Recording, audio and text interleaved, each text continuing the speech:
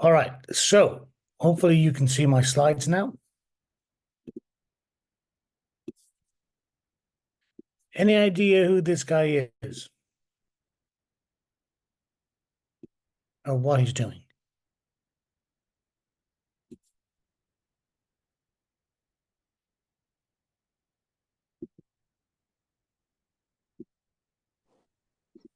Maybe he's playing a Yeah, game, sports. yep, yep. Any idea which game? Actually, I don't know this. Is it handball? No, I don't. I don't know what is It's it. baseball. Gotcha. It just doesn't look exactly like it, but it's baseball. Yeah, it's baseball. Yeah. Baseball, yeah. His name is one second. Let me just get rid of this. His name is Chad Bradford. Okay. And he's what's known as a submarine pitcher. Okay. I'm just going to make this a little bit smaller so I can get everything on my screen here. His name is Chad Bradford, and he was a pitcher for the Oakland Athletics. Okay, Oakland is a suburb of San Francisco on the west coast of the US. So they play in the Major League Baseball. And he's an unconventional pitcher in that he throws the ball quite different to anybody else. It's what's called a submarine pitcher. So we'll come back to Chad later today or tomorrow, because what we're going to talk about is how do we put the right structure, the right people, the right organization together. That's what we want to look at today. All right.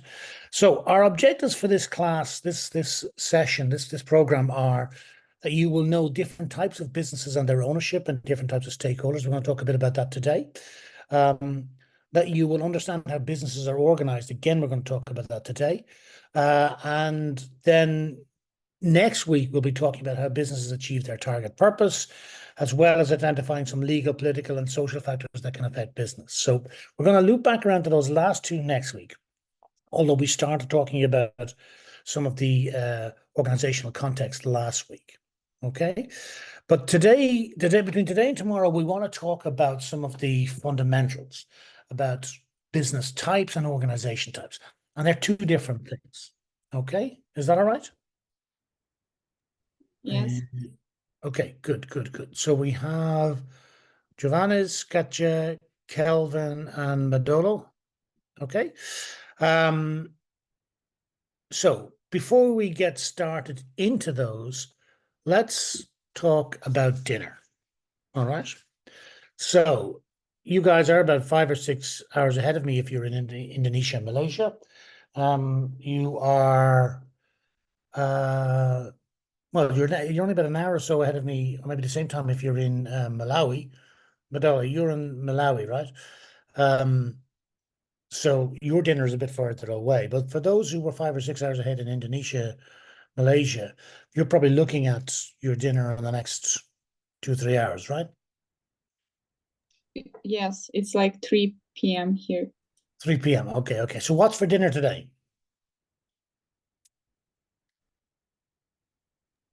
I think it's not planned yet, but my mom is cooking something.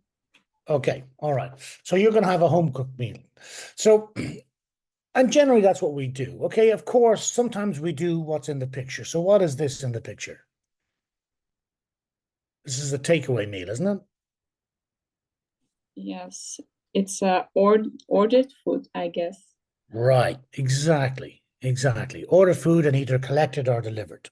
Okay, and it looks pretty good. You know, there's some it could be sweet and sour chicken, sort of in some sort of sauce, or chicken in some sort of sauce here, maybe slightly battered. We've got some salads and dried noodles, maybe, and maybe some spring rolls up here. I don't know what that is. There, some bean sprouts, some pasta. I could be wrong about that. Maybe some onions. I'm not sure what this stuff is down here. Anyway, bottom line is there are a number of different elements here. So if we were having this for dinner tonight, how does that work? How does it work? What's involved? So what do you as the customer, as the consumer do?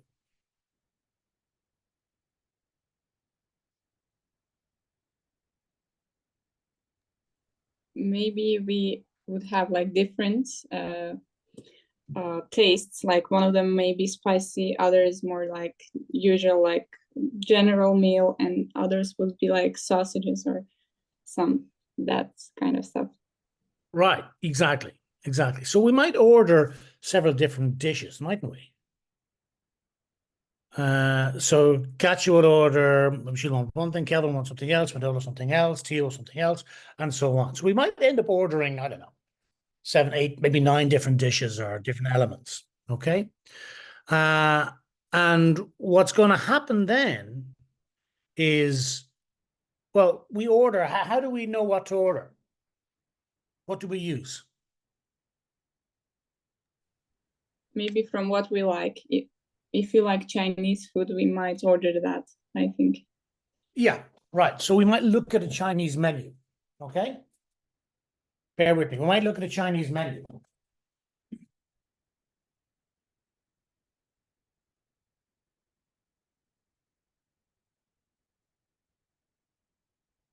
Sorry. I was actually just looking for one, but I can't find one. But we might order from a menu. And when we do that, we might pick a number of different elements. Okay. And we would phone that in, or we might use an app. We might use a website or an app. Would that be fair to say? And it might be direct with the local business, or it might be through something like Yelp or Deliveroo or Uber Eats or Grab. Grab is a provider out in, is Grab a provider out in Indonesia, Malaysia? Well, here's a lots of different kinds of food. I guess here is, yeah. Where are you, Katya? I'm in Kazakhstan. Oh, you're in Kazakhstan. Okay, okay, Yeah. all right. Okay, so Kazakhstan. So if you do you have like a delivery service, a delivery business? Yes, of course. Yes, Yeah. we have like sushi ones, and it's very common here to Right. order sushi, and they bring you lots of stuff. Okay, right. Exactly. Exactly. So something like that. Okay. Now, at this point, I want us to change from being the consumer to being the business. How does it work on our end? If we're the business provider, if we're the sushi provider, if we're the Chinese food, Chinese takeaway provider, if we're the Thai food or the whatever other type, Malay cuisine or Vietnamese or whatever, if we're the provider, okay, how does it work on our end? We get the order. Either we take it on the phone, okay, or we get it from an app, okay, which might be come through as an email, or it might just come up on our screens or whatever. What happens next? We usually wait some time for it to come to Yep. deliver. Yeah. Okay. And but what has anybody here worked in a food business? Actually, I worked as a waiter in a Korean restaurant. Okay. Okay, Katya. Right. So you have some knowledge of this, right? I used to work in McDonald's, which isn't really when I was a student, I worked in McDonald's. So I'm not really the same, although there are lots of lessons from McDonald's that we can apply.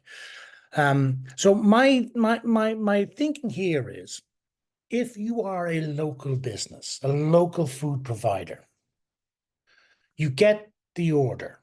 So in order to fulfill the order, right? For Madola to have their dinner tonight, for Joanne's to have whatever they want, right, tonight. You need a few things. You need the ingredients first and foremost, don't you? So if it's a chicken dish, we need some chicken, we need some rice if it's rice, we need noodles, we need some vegetables or whatever. We need some spices. You also need some equipment. So what type of equipment do you need? forks and spoons, maybe, or Yeah. sticks if it's Chinese food. Well, that's if we're providing the chopsticks or if it's a restaurant, the forks and spoons and so on. But to actually make the food, to create the product, Ingredients. we need ingredients, and what else? What else? What else? Kelvin, Madolo, what do you think? We need cooking utensils. All right, you're right, Giovanna. So we might need some well, utensils are, I suppose, yeah, we might talk about your the big spoons, your serving spoons, your fish slices are I'm trying to think, what do we call these things actually? Anyway, the utensils, right? We need chefs, you're right, Tio. We need people to do it, we need people to cook it, but we also need things like pots or woks or oven dishes or other things to cook the food in, as well as, of course, we need the stove or the ovens, the burners that we're going to use, don't we? Plus, we need some sinks to wash utensils and so on, maybe to wash the vegetables. We need chopping boards. We need space to work, don't we? So when you think about it, there's a lot of different elements that go into creating the capability to deliver the product. Do you know what I mean?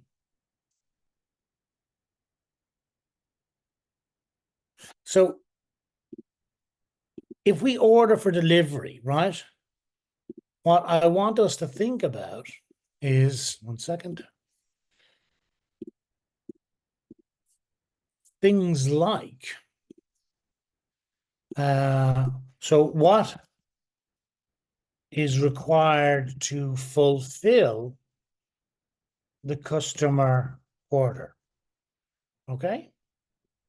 So we might think about things like ingredients, of course. In fact, before that, we need to think about things like the offering. And that might be reflected as the menu. What's available? What do we actually make? So in our takeaway, maybe we do Thai food, but we don't do French cuisine because that's not who we are, right? Or we do pizza if we're a pizza delivery business, right? But then we don't do stir fry, okay? So we need to figure out what our offering is, what the menu is going to be, and the menu is going to be the list of what can be ordered. We certainly need the ingredients. We need the utensils, as you say. We need pots and pans. We need a stove or ovens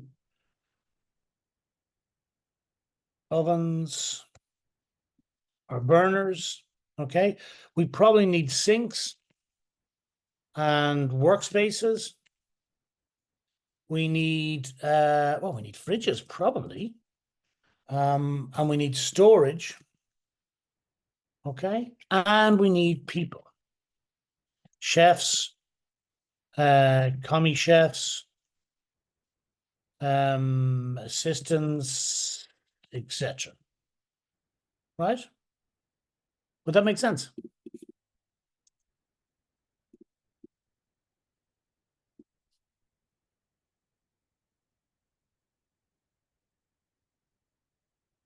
Yeah. And if we need all of those, the question I have then is, where do we get them? Where or how do we get them? So what do you think the answer to that is? Maybe research, and maybe in a store, in a grocery store, you may find a lot. Right, we might need to research into how to, okay? We might need access to, well, certainly from an ingredients point of view, we need access, we need ongoing access to a provider. So it might be a grocery store, but we don't want to buy grocery. We don't want to buy from a local grocery store and pay grocery prices. We want to go to a wholesaler or we want to go to a direct to a market. So we buy food cheaper. Okay, so we need access to a provider for our meats. We need access to a provider for our vegetables. We need access to a provider for our sauces and our spices and our oils. Okay, we need access to a labor market. Okay, to hire chefs, etc. So we need access to providers. And we're going to need to recruit people, right? So we're going to need to recruit a team. Okay, we're going to need to invest in a space. In other words, somewhere where we're going to be based, and we're going to have a kitchen, right? Or an operations place. Okay. And we need to invest in people. Now, if we're a startup, we might start up, it might be just, family, it might be a family business, maybe friends, right? But sooner or later, if it's working, we're going to have to hire people, aren't we? So as this gets bigger and we start to take off, our business gets bigger and better, it becomes a kind of a serious situation, doesn't it? I say serious in that it's real. Decisions have to be made. There are benefits and there are consequences. There are risks. So if it's just me working for myself, like last week when we talked about the street barber. So if I'm the street barber, it's a much lower risk business than setting up a food ordering business. Does that make sense? I think yes. Okay, because what are we going to need if you were going to have a business? And so let's do some math, right? If we were going to have a business and we were going to serve 200 meals a night, okay, right? At I don't know. Let's go with European prices. I'm going to say, well, let's go dollars. Let's go with dollars. Where's my dollar sign? Let's say $10. Okay. Well, that's going to equal $2,000, right? In sales a night. That's if we were sort of doing like let's say a dinner for, I have no idea. Let's say a dinner for 2 people or 4 people, depending on which market you're in. It's a sizable amount of revenue, right? Which would be sales. Okay. Okay. But to do that, that would mean we would need to spend, I don't know, maybe 1,500 in terms of ingredients and wages and everything else, just to make a little bit of profit. Okay, does that make sense? Let's say 1,600. Okay. And that's just on a night by night basis. In fact, it might be that we have to invest $10,000 in equipment, advertising, and training just to get going. Okay, so I'm just going to make this a little bit smaller so you can read it.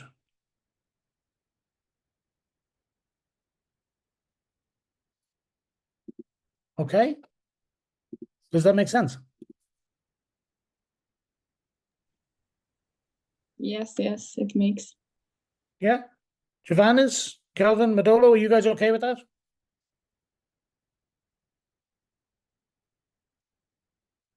Yeah. So the point I'm trying to get across to you is that when we think about business, we think about the business environment, we think about all of the elements, it starts to get more and more complex. Right. It's easy to think about it on the first cut. Look, I just want a chicken dish with some rice and I'm going to pay $10 for that. Okay. Or whatever it is.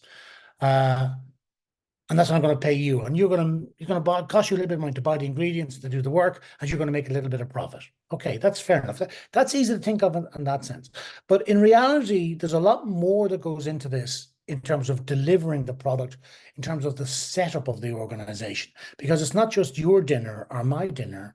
Actually, it's 200 or 300 or 100 or 1,000 meals a night, depending on how big the business is and depending how big the area is and so on. And that means that we have to look at spending money on it, more equipment and more staff. And all of that means that there's more risk involved. Now, risk is not necessarily a bad thing, but it means that we have to acquire the money to put in the first place to get something going. Now, why am I spending so much time in this? Well, I wanted you to have the sort of context in terms of from cradle to grave, from the very start to getting up and running. Okay. I don't care what business you're talking about, if it's a school or a college, if it's a restaurant, if it's a hairdressing salon, if it's a car manufacturing business, if it's an airline travel business. There's a lot of complexity in getting the thing going before we even get any business going. And that requires investment, and it requires decisions about things like, well, where do we get the money? And how do we set up and organize in the most appropriate way to do that? Because there is this fundamental risk reward thing. If you win the lotto, you might decide you're never going to work again. If you had $20,000, you might decide, okay, I can just put it in the bank, which is okay, but it's not going to earn you much. Or I can invest it in the business where there's a chance that I can use that money to grow and to make more money in the future. And that's kind of the way of the world. That's kind of what we do. We invest to do better. That's progress. So if we're going to do that, every investment we make has an element of risk. If we're going to invest 20,000 to set up a takeaway business, there's the possibility that we might fail. There's the possibility somebody else will set up and do it better than us, and actually we will lose money. There's the possibility that, we could get shut down for an ethics violation or a health and safety violation. There's the possibility that we might end up in a very competitive marketplace and actually, it's just not worth our while. We're not making enough in sales. So, or of course, it could go the other way. We could have stumbled onto something and realized, there's a really good business here to be built up and we can make lots of money. And then we can open another one and another one, right? So this is the nature of business. The key decision at the start of this is, what's the risk and how much are we willing to invest and where are we going to get the money and how do we structure to organize? So that's kind of what we're about today. Okay. So if you think about any business you're familiar with, so we started off with the food business today. It was a barber business, a hair cutting business last week. Who's the customer? What's their problem? How do we solve their problem? And how do we describe the business providing the solution? We're going to come back to this slide again tomorrow. I'm going to ask you to name a business you're familiar with and to answer these questions. And then we'll tease out of that some of what I want to get into today. So if we were going to start a business or we're going to join a business, we should want to know the answer to these questions. And we should want to know how the business is legally structured and how the business is organized. So we have to talk about types of businesses. And when I say types of businesses, I don't mean grocery store, newsagent, restaurant. I mean legal types. So what type of organization are we talking about? If we talk about businesses, we could be talking about sole traders, partnerships, companies, state bodies, not-for-profits. There's a range of different types of organizations we need to think about. And in reality, this chart on the side illustrates this. If you think about any organization, it has to fall somewhere into this chart, right? Any organization has to fall somewhere into this chart. If it's a government body, a public sector body. It's owned by the state, it's run by the state. So we might be talking about a government corporation or a government company. We might be talking about a government organization or a government department. So where you are, there is more than likely uh, there's more than likely a Department of Education or a Ministry of Education. Would that be the case?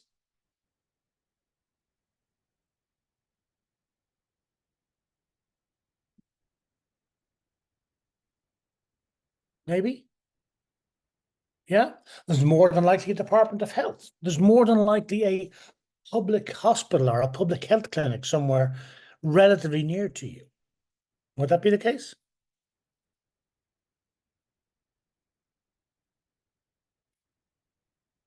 And you have probably seen a car dealership, some business that sells cars. Now, that car dealership is unlikely to be a government body or a public sector body. It's more likely to be a private sector business, as is the local restaurant. So, Katya, where you were working as a waiter, the Korean restaurant, that is more than likely a small, well, maybe not small, but a family business or somebody's business. Would that be the case? Yeah, I think it might be because Yeah, it's like small place and they have different areas and yeah. right. Exactly. The vast majority of organizations are small businesses. If you think about it, the little store down the street, okay, the hairdressing salon, even the dentist office. If you think about a news agent, if you think about a mobile phone retailer, okay, if you think about the local fast food restaurant, you might think it's McDonald's, but actually it's part of McDonald's, but it's also a local business which is licensed by McDonald's.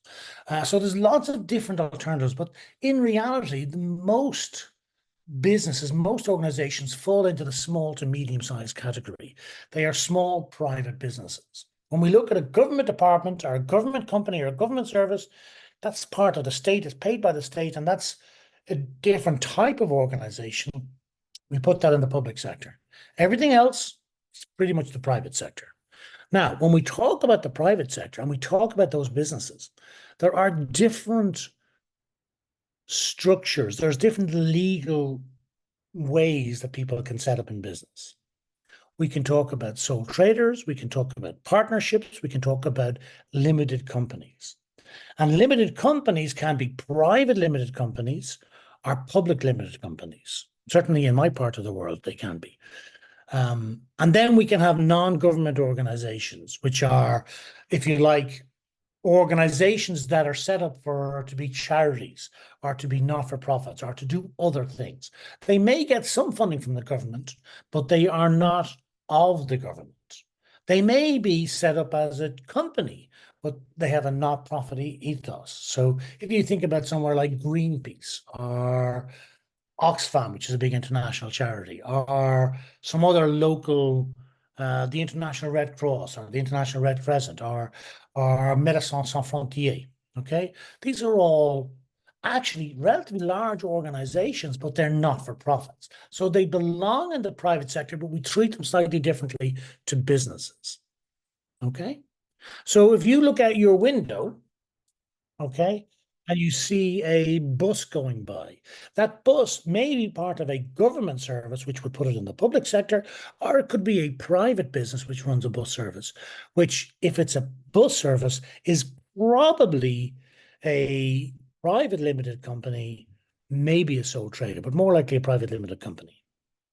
So the lesson for this part of the course is that there are different types of entities, different types of business organizations. Now, the reason that I talk about this is it goes back to what our requirements are here. We've got to talk about the different types of businesses and their ownerships. This is fundamentally about ownership and risk and reward. Who owns the business, who takes the risk, and who gains the profits. Okay? If we look at this list in a slightly different format, we might look at something like this, okay? Where we talk here about the size of the business from small up to very large, and we talk about the goals or the purpose of the business from economic or private benefit, which is profit, out to social goals or public benefit, okay? And somewhere in between. And we could, throw this sort of categories somewhat into this sort of framework here, where we talk about large companies like Ford or Toyota or Tesla. Okay, they're very large now. They employ thousands and thousands, maybe hundreds of thousands of people, and they are profit focused. Or we could talk about a big power company. Now, some power companies are private and some are government. So if you think about the electricity that charges your phone or your battery, um, who provides that? Where does it come from? Well, it gets to your house or apartment via a wire, which is a network. Who owns that network? Is it owned by the state? And who generates the power that you draw into your phone battery that you pay for? Okay. So that might be a public utility or it could be a private utility. But in which case, it's going to be a big organization because there's a lot of capital, a lot of infrastructure, and a lot of people working for it. If we think much smaller, we might think about the local restaurant we talked about. This might be a small organization. It might be down here, a small profit-focused business. The local business that sells T-shirts or fashion. That's a small, profitable, well, hopefully profitable, a small for-profit business. Okay. We might have small charities. So they might be a local charity to feed the homeless or whatever. That could be a small organization that works locally. It's just not over here because it's social goals as opposed to for-profit. So my point with this is that we can talk about organizations like this, either these two charts, in terms of their legal structure. Now, this is important because it has implications when good things happen or when bad things happen. When good things happen and we make a profit, who owns it? What happens to it? What do you have to do with it, etc.? Can you keep it? Can you hide it? Do you have to pay tax on it? Versus if you make a big loss, well, somebody has to pay for the tune. Somebody has to bear the pain. Who does that? And that's a function of the legal ownership structure. So the best way to understand this is to talk through some of these types of organizational structure. Okay. So Katja, you've had a job. I know some of the others have or have not had a job, but you may have family who own a business. So does your family have a business that they own? Or a business, whatever. Yeah, go ahead. They don't have, but the place where I worked, the director was a Korean man, and his husband also, they were working together like with family, and their children were also into that. Right. Yeah. So that's a family business, which is a normal thing. An awful lot of businesses are family businesses. Okay. And what happens in a family business is you rope in the family and you get, it's like cheap labor somewhat, now they pay them, of course, but it's a way of building the business with people that you know and you trust because you have an in-family discussion. And then as you get bigger, you employ people and you get people into new jobs. But it's still a family business. That's perfectly normal. Anybody else?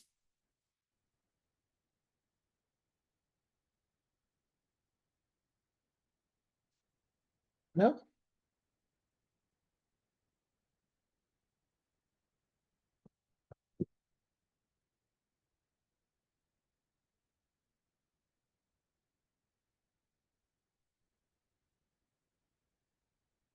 No? Okay. Well, I mean, we could talk about a family business, or you could talk about a larger business. Just give me 1 second. I'm just going to put this. May I ask you something? Of course. For example, having a clinic, like a small or a big one, but if, for example, if a family has a clinic, does it more like a private or more like a Like big, a medical clinic? yes, and a clinic, for example, where they can do some medicine for people. Sure. Yeah. It varies. It varies, and it might be different country to country. So here, where I am in Ireland, we have a lot of public medicine, so public hospitals and public clinics, which are not for profits, and that's set up by the government, and there's managers, etc. Then there are some private hospitals and private medical businesses, and in fact, a lot of our doctors who practice, our general practitioners, are effectively set up as a small business. Now, they provide a medical service, of course, but they charge a fee for it, as you would expect. And ultimately, the difference between what they bring in and what it costs them to provide the service is a profit. So they are businesses to that extent, even though they're providing medical services. Drugs companies, of course, are big business. They invest a lot of money to develop drugs, and they provide those drugs to the marketplace. Now, they're subject to regulation, certainly, but there's very few drugs companies that don't make a profit. Okay, so any organization, even if it's a clinic, can certainly be profit making. Okay, if something is loss making, you've got to ask yourself the question: why do you continue? Somebody has to pay for the loss. Somebody has to cover the loss, because people aren't going to work for nothing unless it's a charity, as a volunteer, and that can work as well. But if somebody's going to be loss making, somebody has to cover it. There has to be a reason for them to do that. And the reason normally is that they're trying to change something and turn it around to being profit making, which is that's the reality. That's the way of the world. Now, we can talk about regulation again. We can talk about taxes, but ultimately, so you're a Korean restaurant, Katja. They run the restaurant. They buy the ingredients. They invest in the restaurant in terms of the equipment and the setup and the painting and everything else, and they hire the staff, the wait staff, etc. And they provide the service. Okay, and people come and they spend the money and they have the Korean. Was it tasty, by the way? The Korean Yes, food? it's really good. It's Okay, like good. very good. All right, got you. So they provide the food, people pay for it, and hopefully they make a profit at the end of the day. And if they make a profit, then they have to pay tax on the profit. You don't give all the profit away, but if you make a profit, you should be paying an element of tax, and the tax rate is determined by the government, etc. But that's the idea. Now, if we just park that for the moment, okay, it is tied in with the risk reward, and we'll talk about that a bit more. But while these bubbles don't reflect the size of the number of businesses, we are primarily concerned down here. Okay, of course, the big examples that we all know are the global big companies, but the vast majority of businesses are smaller businesses, and smaller businesses tend to be sole traders, partnerships, or limited companies. So we want to look at those first.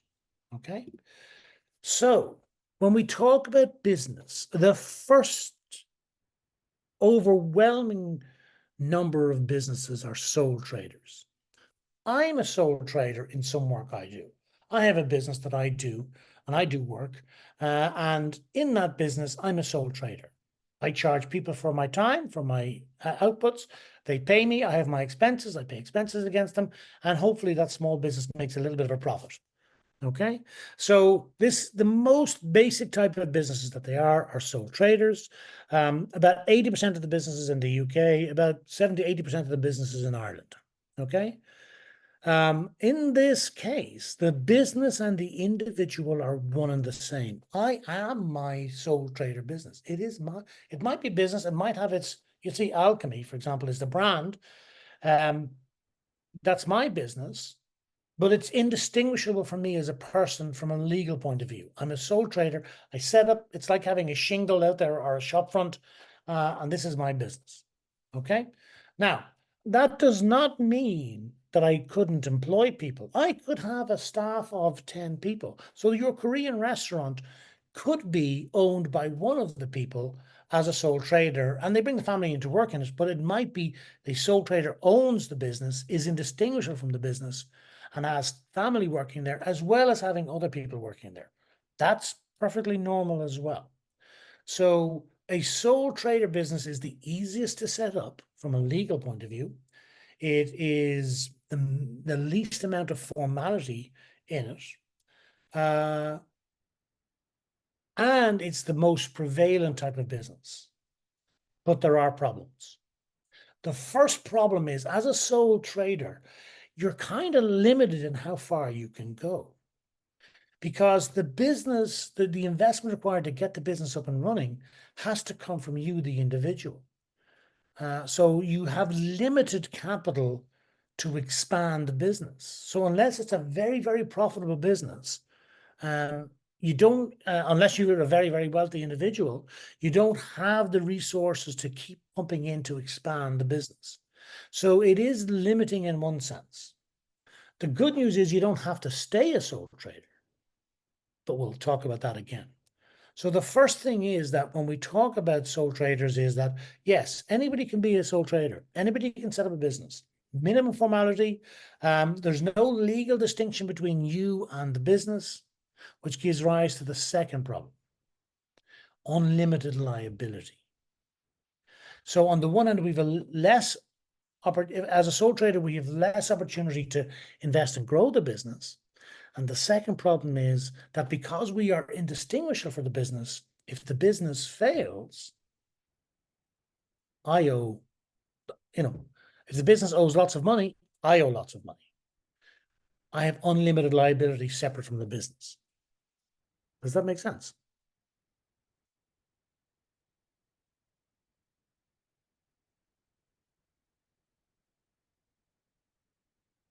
Yeah.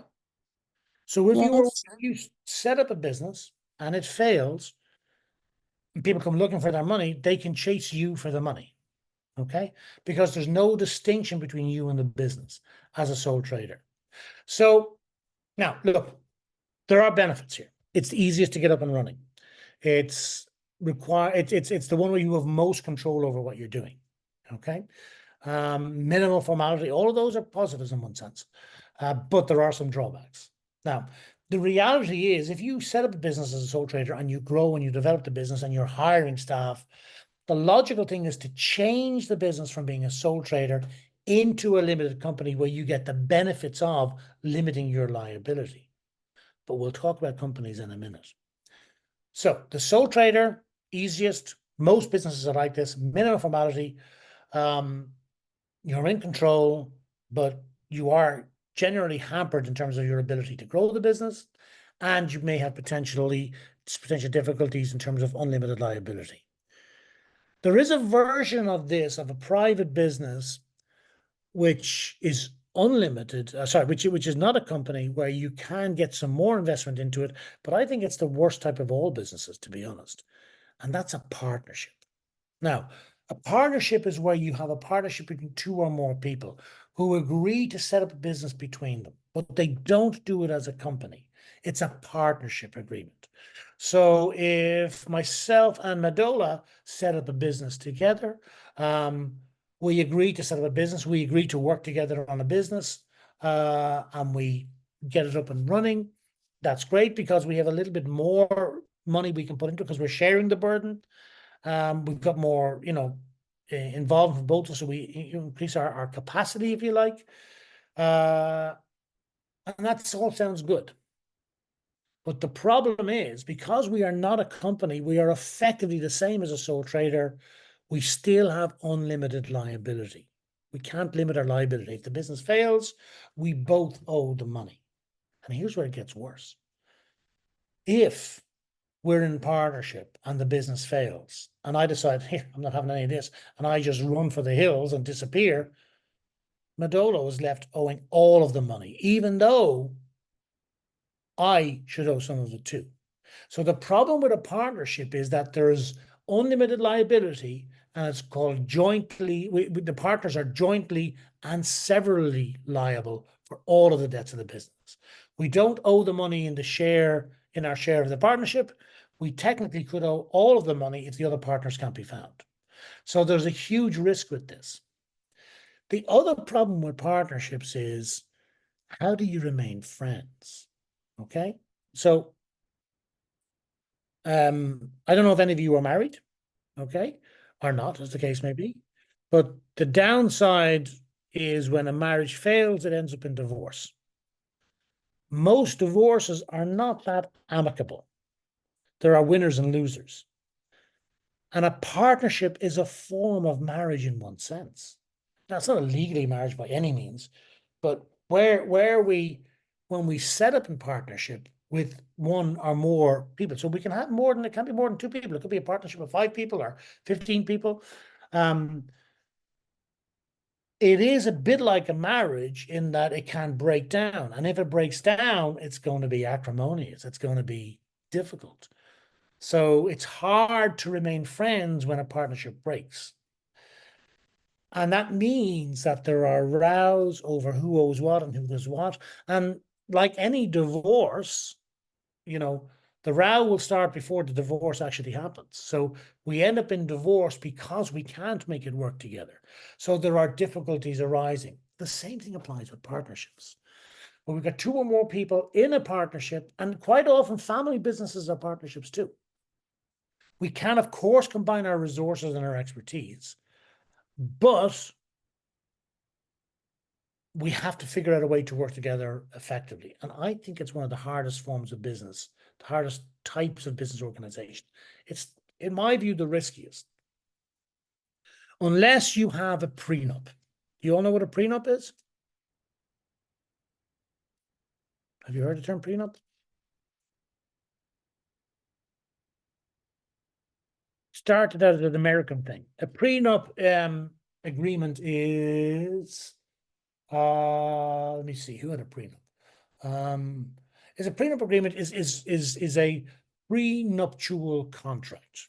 So nuptials is marriage. So prenuptial contract is if we were getting married. So let's say myself and Katya are getting married, and Katya is worth like $100 million and I'm worth $10,000. Katya's lawyers will help her draft a prenuptial agreement. So we agree that if we get married and if we divorce, that I don't get half of Katya's money, right? That I will get something really, really small, maybe. Okay. So it's a contract which sets out how the marriage will break up if the marriage breaks up, which is kind of very cold in one sense. So it's an American thing, prenuptial agreements. They're not actually valid in some countries. I'm not sure if prenups work in Ireland. I don't think they do, actually. Anyway, but the idea here is that if you set up a partnership, because a partnership is not a marriage, you can set up a partnership agreement. So what you should do if you're setting up a business as a partnership is put that prenup in place. Here's our partnership agreement. Here's how we're going to work together. Here's how we will make decisions. Here's what we will do if there's a disagreement. And here's, if we have to break up the partnership, this is how we're going to do it. And if you set all of that out in a contract, in an agreement, we call that a partnership agreement. That's the best way to start a partnership. Now, the reality is most family businesses that end up as partnerships don't do that because we are family. We have a bond. We think this is going to work. We'll make this work out. We're not putting a partnership agreement in place because we are a family business and family looks after family. The problem, that's great. The problem is money has a great dissolving effect. I've seen situations where families don't talk to each other anymore because of a falling out in business. Particularly, this happens generation to generation. So I've seen this where, you know, the father set the business up and grew the business and brought the sons into the business because, you know, it used to always be the sons, but let's say it's sons and daughters now into the business. And then there's a disagreement and the next generation are driving the business on and there's a disagreement and father and son don't talk to each other anymore, which is very sad. Our brothers, I've seen another situation where 2 brothers couldn't make it work and ended up having huge row and now never talk to each other as well. So this is the danger for partnerships with families. It's a danger for partnerships in general. I've been in a partnership. One of my first businesses was a partnership with somebody else. I was a junior partner and we had a falling out. And the partnership split and it was 10 years before we spoke. Okay. So this is what happens. So partnerships, it is a way to start a business. It is a way to grow a business. But my view is it's the worst type of business structure, to be honest, unless you're very deliberate about it. Okay. So you absolutely need a partnership agreement. Who's going to put what into the business, how they will share profits and losses, um, how you might deal with, taking money out of the business. So I have another case where we had a family business where one side of the family is saying, you've been taking cash out of the business. And the other side is saying, no, I haven't. Now, whether they have or they haven't, the fact that the row exists is just testament to the problem. So partnerships exist, but to be honest, sole traders is a better way to start, in my view. But what you really want to do is to get to limited company status. So what is a limited company? A limited company is it's the logical development out of sole trader or partnership. Okay. And in some cases for startup businesses, a limited company comes with strength, but it's a way to address some of the shortfalls of being a sole trader. What a limited company actually is a new legal entity. So if we set up a business, if Giovannis and Kelvin and Tadala set up a business together as a new business, they thought about doing it as a partnership, but they realized, you know what?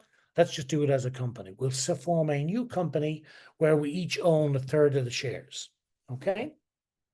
By doing that, the new company becomes a separate legal person. Now, that comes with strings and benefits. As a separate legal person, if the company goes bust, as long as, the owners, Giovannis, Calvin, and Tadella, have not been fraudulent, if the company goes bust, loses a lot of money and goes bust, then Giovannis, Calvin, and Tadella cannot be chased for the money.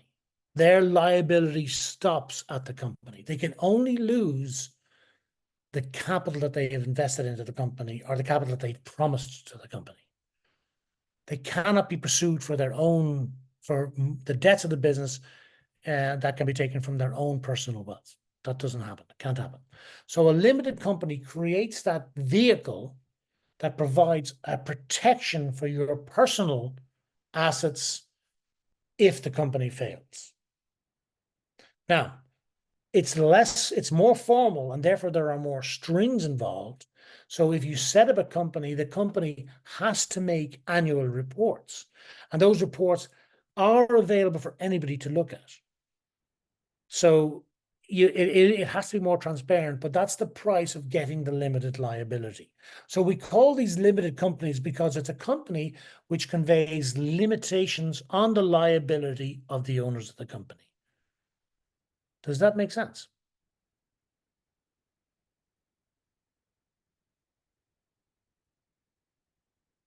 Now, obviously, a limited company can grow, and we're talking about a private limited company now. When a company grows and grows and grows, they tend to become public limited companies, which are different again. They're the same benefits in one sense, but become much bigger and they go public. When they go public, it means that their shares are traded on the stock exchange. So you or I could buy shares in Tesla, or Apple, or Samsung, or Ford, or, I don't know, Disney, okay? Because they're public limited companies and their shares are traded on stock exchanges.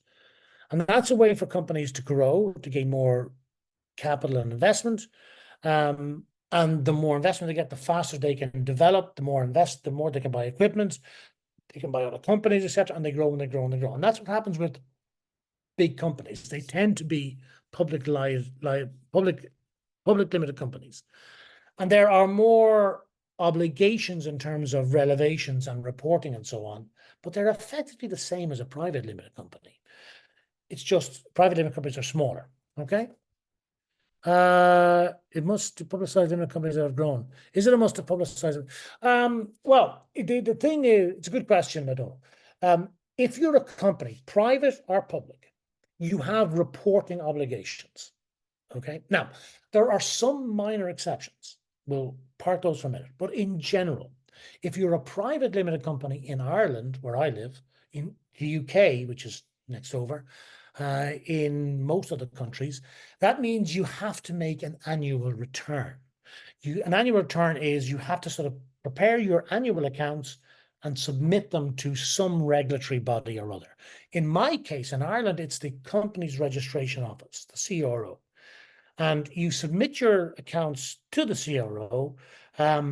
Depending on how much your revenue is, there are more or less in terms of what you have to say. But basically, you have to show a trading profit and loss account and submit that. And once it's submitted to the CRO, anybody can buy those set of accounts as a nominal charge, $5, $10 or something, to access those accounts and to see how my company did in that year or the previous year or the previous year. So the information is available in the public domain. Okay, that's the price of doing business. That's the price of having a private limited company. That's the price of me having a company and limiting my liability. Okay, and it's not a big deal. You know, some people don't like to do it, some people do, but it is what it is. Okay.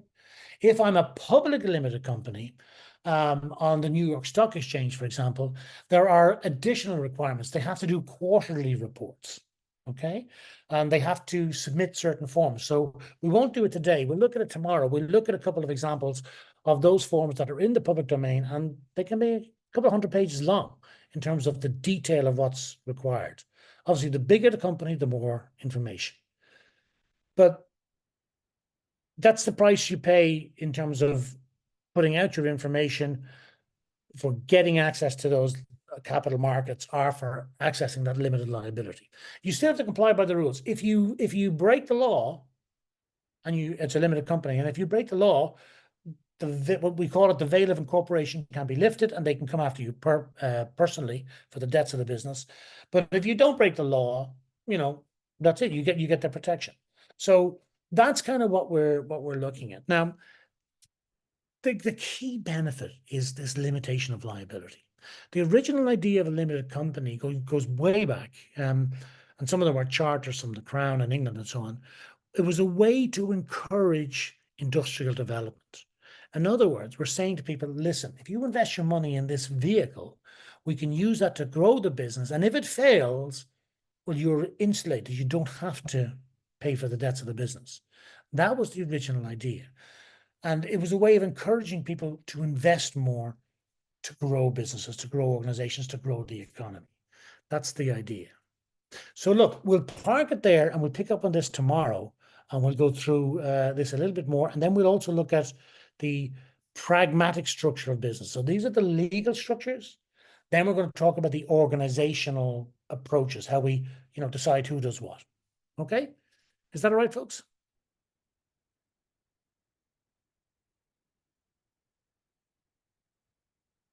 Okay.